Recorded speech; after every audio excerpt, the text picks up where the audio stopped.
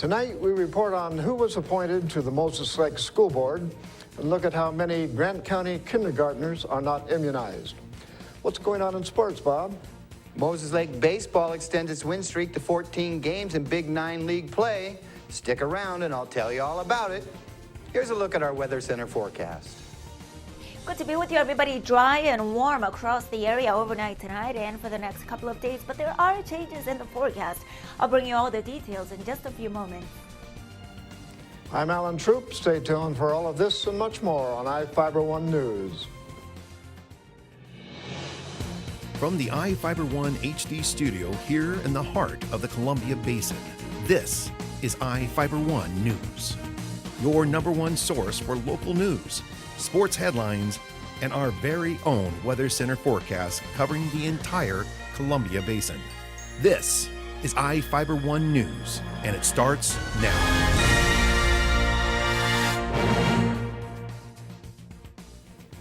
Sharon Palmerton is the newest Moses Lake School Board member. The school board appointed Palmerton yesterday to fill an empty position on the board starting in June. Palmerton told the board she saw the job of the school board as representing the community. She said overcrowding at the schools as one of the biggest issues. Palmerton is an REC Silicon spokeswoman, a volunteer public information officer with the Grant County Sheriff's Office, and helps with the solar races at Big Bend Community College. Vision 2020 is hosting a citywide spring cleanup of Moses Lake on Saturday. Here is Lexi Perry with the story. Vision 2020 is hosting a citywide spring cleanup of Moses Lake on Saturday. Volunteers are meeting at the Porterhouse Restaurant at 8 a.m., which is at 217 North Elder Street. Route assignments, garbage bags, gloves, and safety vests are provided at the start of the event. Service clubs, church groups, and individuals are asked to help pick up trash in designated areas. The Porterhouse is providing a free barbecue lunch at 11:30 a.m. for all volunteers. The traveling trophy will be awarded to an individual or group that picks up the most trash. For more information or to request a special route to clean up, contact Route Coordinator Alan Haro at 509-750-0072 or Vision 2020 Chair Bill Eckert at 509-989-1982. For iFIBER 1 News, I'm Lexi Perry. Thank you, Lexi. The Grant County Health District reports nearly 9% of all kindergarten-aged children haven't been vaccinated. The Health District released the information in connection with National Infant Immunization Week and Toddler Immunization Month. District officials have pointed out the rates of certain diseases, such as measles, are increasing. They blame the increase on parents not getting vaccinations for their children. Grant County kindergarten entry immunization rate is 91.2%, which is better than the state rate of 85.6%. It means nearly 10% of Grant County's children remain at risk for preventable illnesses. Shots may be provided to children for free or for little cost. To find out more, call the district's Moses Lake office at 509-793-3520. The menu is set for Big Bend Community College's annual celebration event on May 17th. Celebration is an annual semi-formal dinner and auction. It is the primary scholarship fundraiser for the Big Bend Community College Foundation. The proceeds go to scholarships for students. The quality of the yearly gourmet dinner is the highest priority of the event planners. Tickets for the event are $100 per plate, with table sponsorships available for purchase. For more information, contact Big Bend Community College Foundation at 509-793-2006. Now, let's take a look at people currently being sought out by the Grant County Sheriff's Office. This is Sheriff Tom Jones with the Grant County Sheriff's Office. Each of the people you see here have a warrant for their arrest. If you see any of these people, we ask you do not attempt to detain or apprehend them, but call us at 509-762-1160 or send us an email at crimetips@co.grant.wa.us. If the person is presenting a danger, call 911. With your help, we can bring these people to justice and make our community safer. We will be back after this.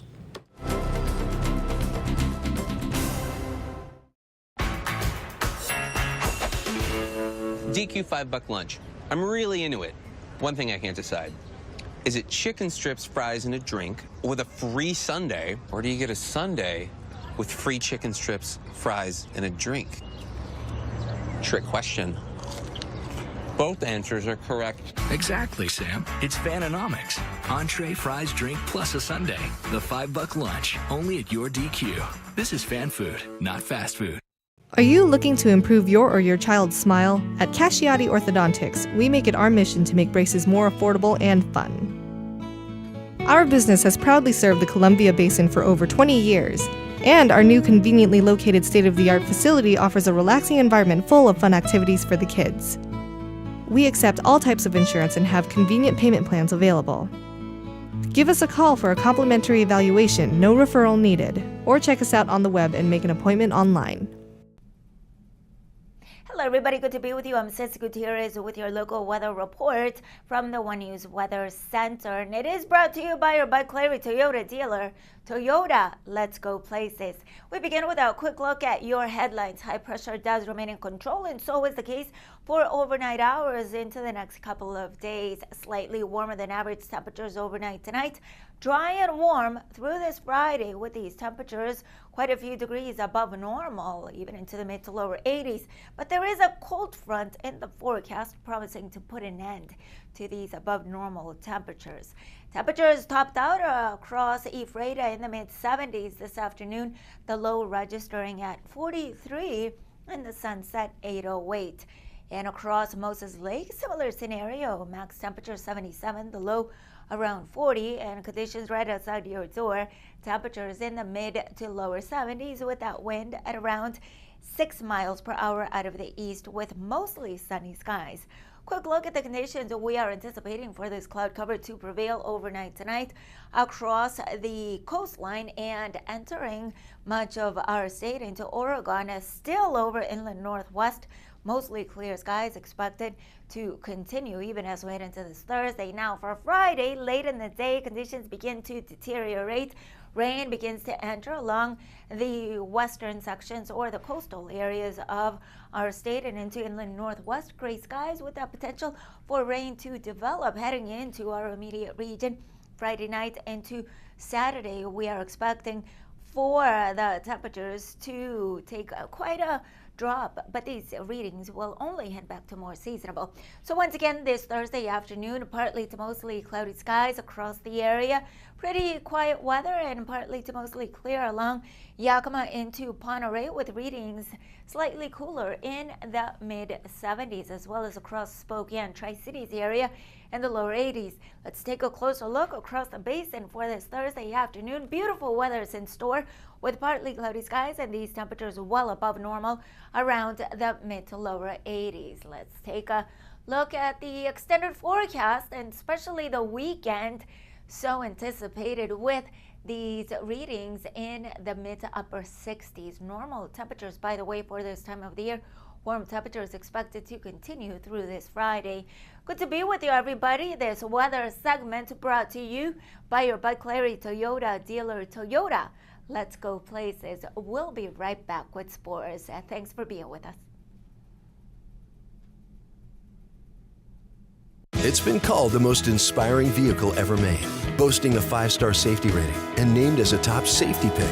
It's also done more to help our environment than any other car in the world.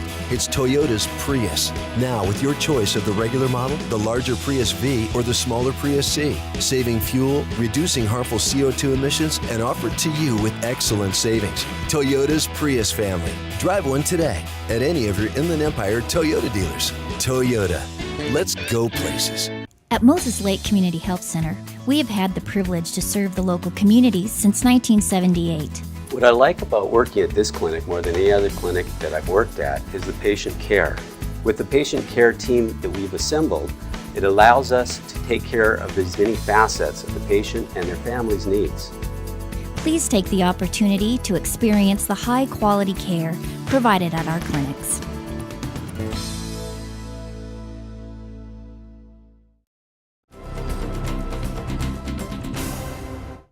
Welcome back. I'm Bob Kirkpatrick with today's local sports.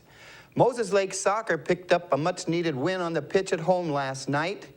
The Chiefs snapped a 2-game league losing streak with a 2-0 win over Wenatchee at Lions Field. The game got off to a slow start offensive-wise. Both teams had early scoring opportunities but couldn't put the ball in the box. Moses Lake took a 1-0 lead at the 23:40 mark when Alex Reed, off an Adrian Vasquez assist, blasted a shot past the diving Panther keeper. The score held up through intermission. The Chiefs' second goal came with 18 minutes left in the contest when Sean Cotton put back teammate Johnny Cortez's shot on frame that was blocked by the Wenatchee goalie.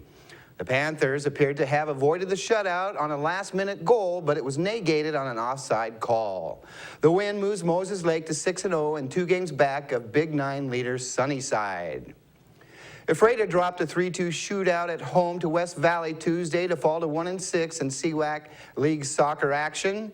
The Tigers and Rams were tied 1-1 at the break. West Valley went up 2-1 at the 60th minute of play. Ephrata leveled the match 2-2 with 10 minutes left in regulation play. Riley Pheasant scored both Tiger goals. Francisco Alejandra recorded a hat trick, and the Quincy Jacks soccer team made it 3 wins in a row with a 3-2 victory over Cascade in Leavenworth on Tuesday. Quincy moves into sole possession of first place in the Caribou Trail League standings with a 10-1 record. Moses Lake baseball pushed its win streak to 14 games with a win over Eastmont at home Tuesday. First place in the Columbia Basin Big 9 Conference was on the line when the Chiefs and Wildcats took to the diamond at Larson Field. And as expected, it was a low-scoring contest between Moses Lake and Eastmont.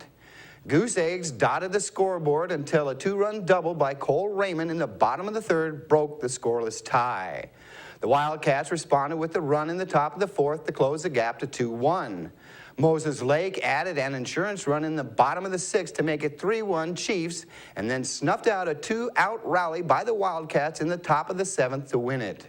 The victory gives Moses Lake a 2-game cushion over Eastmont in the league standings with 5 games left in the regular season. Hunter Boyd went the distance on the hill to pick up the win. Ephrata baseball moved to 8-5 in CWAC League play with a 7-4 win at West Valley last night. The Tigers got all the runs they needed when they brought 7 across the plate in the top of the first inning. The Rams hung 3 on the board in the bottom of the frame to get back in at 7-3. West Valley added 1 in the fourth but couldn't get any closer as Ephrata held on for the win. Well, that's it for sports. We'll be right back after this. Hi, I'm Chuck DeMuerler, the new manager at Furniture West. Furniture West has been a part of the Moses Lake community for over 30 years. My team and I have expanded our inventory to meet our customers' needs. We have over 100 recliners in stock. We have a fantastic sleep center with dozens of mattress choices from the best brands in the business. Come see our great kids section with some of the most fun kids furniture you will find anywhere. We are your source for power reclining furniture. Check out our new selection today at 117 West Broadway Avenue in Moses Lake. Bud Clary Ford Honda is proud to be an automotive leader in our area. Since opening our doors over 54 years ago, we have kept a firm commitment to our customers. We offer a wide selection of vehicles and hope to make the car buying experience as quick and hassle-free as possible. You can trust that we will get you into the car or truck of your dreams. Bud Clary has an experienced and reliable service and parts department that is open extra hours to help fit our customers' hectic schedules. Come for a test drive today at 1200 South Pioneer Way. We are a proud supporter of Columbia Basin Athletics.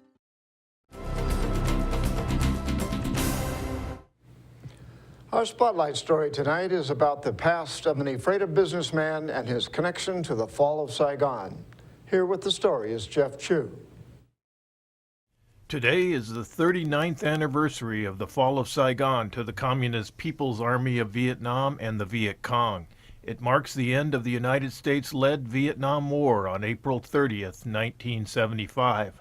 For Ephrata restaurateur Bin Dang, the day has special meaning. He was the pilot of what was believed to be the last C-7 Caribou military cargo flight carrying South Vietnamese soldiers and their families out of the war-torn country. Bin circled the plane on the Air Force runway for 2.5 hours. He was trying to start the second of 2 engines for takeoff. All the while, the Viet Cong were firing on the plane with guns and mortars. South Vietnamese soldiers ordered him to allow them on board. The soldiers feared they would face prison or death under the new ruling communist regime. They pointed a gun at us, So we had to stop, otherwise they would shoot at us. It was a harrowing experience for Ben, who since 1995 has owned and operated Mommy Yum Yum Restaurant and Deli on Basin Street. He built the restaurant from the ground up. The Dang family's experience on the ground at Saigon's Tan Son Nhut Air Base was far more terrifying than the actual flight to freedom in Thailand, according to Ben. Barely get out there and get out. The C-7 Caribou aircraft was overloaded with 50 men, women, and children, including his 3 young ones and wife, Nhung. The plane normally carried 25 soldiers. Before the Vietnam War ended in 1975, Ben normally transported a grim war cargo aboard his plane. During the war, my main duty is I flew almost 5 days a week, 8 hours a day, carry dead body home.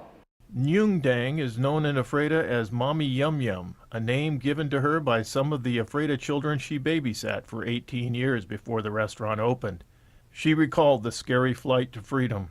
Oh, I say that we never forgot that day. Ben still has mementos of his military days as a South Vietnamese pilot. He was trained by the U.S. Air Force in Biloxi, Mississippi with his fellow pilots and friends. He showed the flight suit he wore the day he flew his family and others to freedom in Thailand. When he landed, he realized his flight suit was completely soaked through with sweat. The Dangs and their children, ages 7, 3, and 1.5 years old at the time, were then flown by the U.S. military to Hawaii and then Camp Pendleton, California. There they stayed at a refugee camp of about 100,000. Then they heard from their sponsors, Holy Trinity Lutheran Church, who brought them to their new home in Ephrata about 2 months after the war ended. Ben Dang, now 73 years old, has since visited his brothers and sisters still living in communist central Vietnam. He said it is a country that has taken a turn for the worse. The popular Mommy Yum Yum restaurant next year celebrates its 20th anniversary in Ephrata. We come here in 1975, Ben. The first thing I would like to say is thank you the community who helped me out and my family. The first, special the Lutheran Church. I'm Jeff Chu for iFIBER 1 News. We'll be right back after this.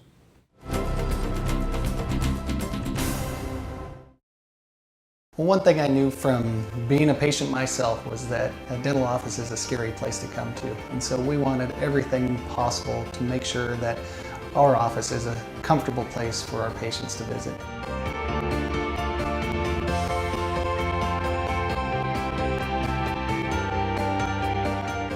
The patients that I have, my clients, have made me a part of this community, and we want to give back in every way possible. When Othello resident Alex dreamed of earning his bachelor's degree, he followed those dreams to Whitworth in Spokane. But now there's a shortcut through Moses Lake. If you have your AA degree or 2 years of college completed, you can now earn your Whitworth degree in Moses Lake at Big Bend Community College. Classes meet just 2 evenings and 1 Saturday every 6 weeks. If you share Alex's dream to complete your degree, visit whitworth.edu/Moses Lake for details.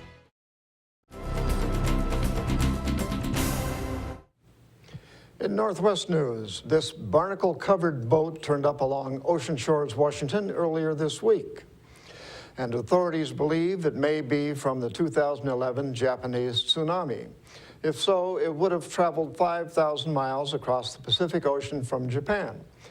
The boat was turned over to the U.S. Coast Guard and Grays Harbor County authorities. The State Department of Ecology was expected to inspect it for invasive species, and officials were expected to ask the Japanese consulate in Seattle for help in identifying the boat. A lawyer from West Richland is suing filmmaker George Lucas, 20th Century Fox, and others, claiming they stole his screenplay for Red Tails, a movie about the Tuskegee Airmen in World War II. John Dudley contends in a federal court lawsuit that Lucas, who was an executive producer of the 2012 film, co-writers and the director plagiarized 80% of their movie from a screenplay he'd registered with the Writers Guild of America in 1998. That screenplay was also titled Red Tails, a name used by the African American fighter pilot group. The Spokesman Review reports that Dudley works as an attorney for the federal government. He says he wrote 14 screenplays in the mid-90s, the last of which was Red Tails. No trial date has been set in the case. A family in Vancouver, Washington was the victim of a prank called swatting. Catherine Cook explains how it works and what you can do to reduce the chance of it happening to you. For a short period of time, they actually thought that maybe my husband was dead. It's how neighbors reacted to a horrible prank at Christy Swank's Vancouver home. These pictures capture the moment police officers surrounded the house thinking something was terribly wrong. In reality, it was the result of a prank called swatting. Christy says someone in her son's online gaming group pulled it. My son plays Minecraft, and he, like with a group of people. I think he did give his real name, which is a big no-no. On Sunday, the prankster got a hold of Vancouver police dispatchers and lied to them. This person said he was 14 and lived at this house, and said there was 4 gunmen. Within minutes, 15 police officers were surrounding Christy's house. One of them reached her son by phone. They called him and said, "This is the Vancouver police," and asked him if there's anyone in distress or hurt. And he said no. And they said, "Well, we need you to come out of your house with your hands up." He said, "It's going to look like there's a SWAT team out there." It's why they call the prank swatting. Typically, pranksters use a service for the hearing impaired to text emergency responders or websites that help mask their true identities. So it's kind of built for, anonymous messaging, which is at the heart of this problem. Even to 911. Even to 911. Scott Waddell with iOvation says pranksters tried to build trust, then squeeze personal info from victims. Protect your identity. If you don't have to, don't use your real name. With your real name and a general idea of where you live, things like property tax records and other things, it's not hard to get to your real address. Just ask Christy. Keep reminding them, you don't give them, these aren't your real friends. They're people that you don't really know. Police say swatting ties up resources for real emergencies. It's also hard to trace. After a rash of celebrity swattings in California, the state passed a law forcing pranksters who were caught to pay for the police response. And that's going to do it for us here at iFIBER 1 News. We want to thank you for watching, and we'll see you again tomorrow.